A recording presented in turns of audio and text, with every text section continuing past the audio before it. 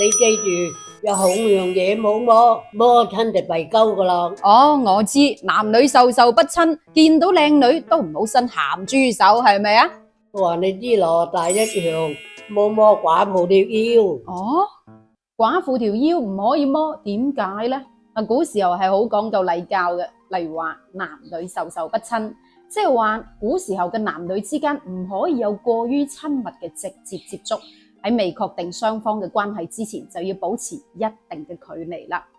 咁當然呢一句說話放到依家未必等使，但喺古時候就好睇重貞節呢樣嘢。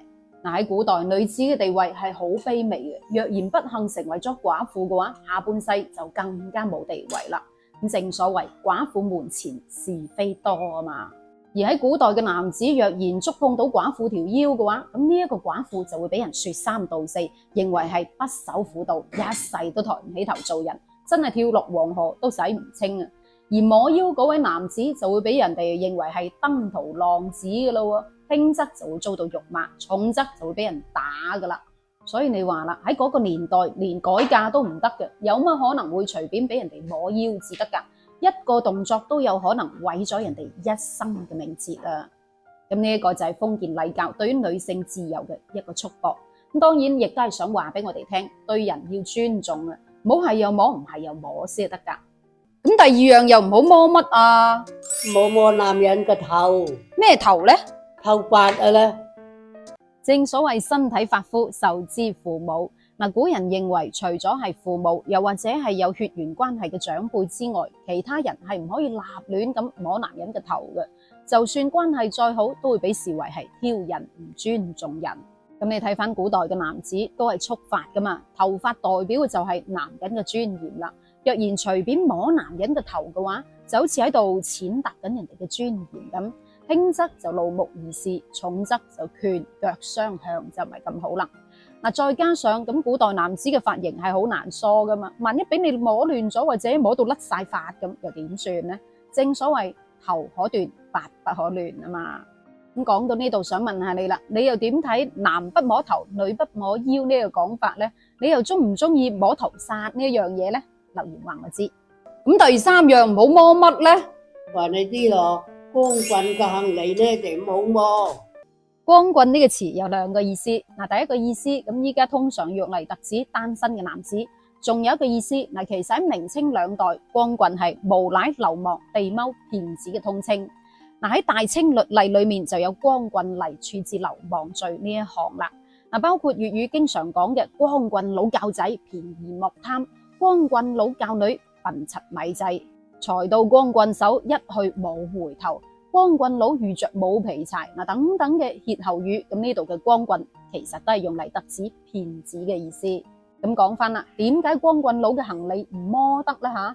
一方面佢係騙子，係無賴嚟噶嘛，咁佢嘅行李俾你摸過，有可能會俾佢趁機作你一筆，裏面裝嘅係乜嘢都唔知，分分鐘同你搏命咁滯啊！到頭來蝕底嘅係自己，就唔係咁好啦。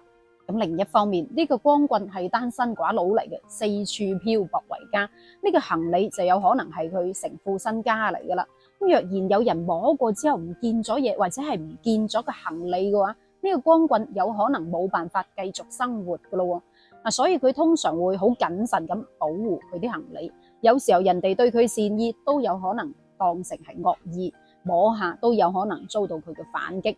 咁當然啦，我哋出於尊重人哋嘅隱私，亦都唔可以隨便咁摸人哋啲私人物品。咁第四樣呢？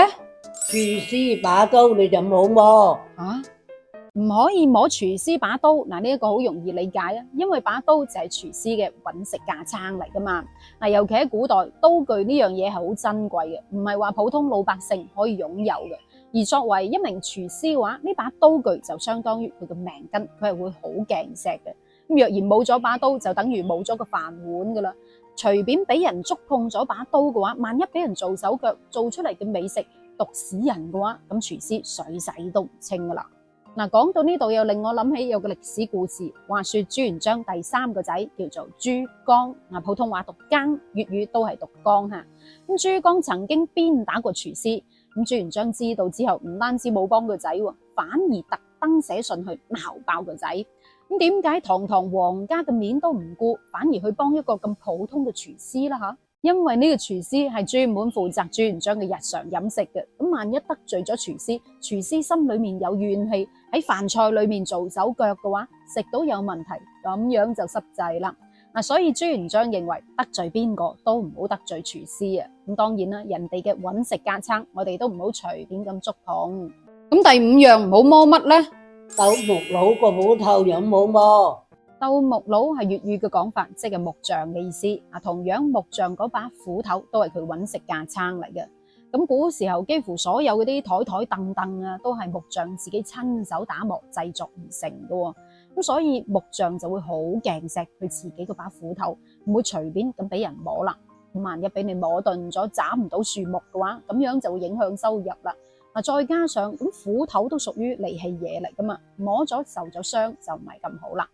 其實仲有一個迷信嘅講法，話木匠都係屬於高危職業嚟嘅。咁所以古時候嘅木匠將呢把斧頭就當咗係自己嘅護身符，可以保護自己。萬一俾人哋摸咗嘅話，就會唔靈強噶啦。咁所以就有咗木匠把斧頭不能亂摸嘅講法啦。